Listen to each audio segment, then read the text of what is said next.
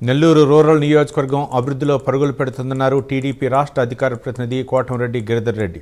పొట్టిపాలెం సమీపంలో 5,60,00,000 రూపాయలతో జరుగుతున్న కలూజ బ్రిడ్జి నిర్మాణ పనులను పరిశీలించారు. దశాబ్దాల నాటి కల అయిన పొట్టిపాలెం కలుజు మీద బ్రిడ్జి పనులు శరవేగంగా జరుగుతున్నాయన్నారు. ఆగస్టు నెలలో ఈ బ్రిడ్జిని ప్రారంభోత్సవం చేస్తామని గిరిధర్ రెడ్డి వెల్లడించారు. కూటమి ప్రభుత్వంలో ఎమ్మెల్యే కోటంరెడ్డి శ్రీధర్ రెడ్డి నేతృత్వంలో 700 కోట్ల రూపాయల అభివృద్ధి పనులు చేపట్టామని వెల్లడించారు.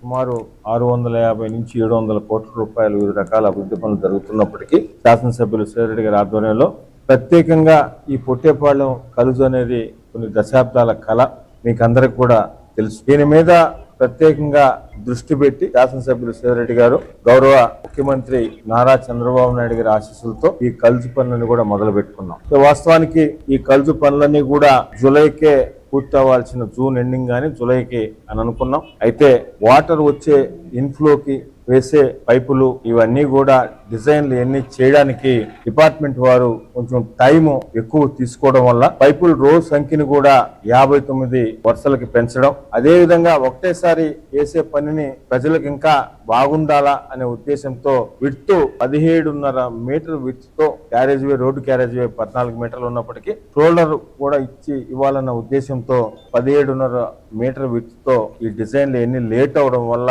మనకు అనుకున్న టైం కన్నా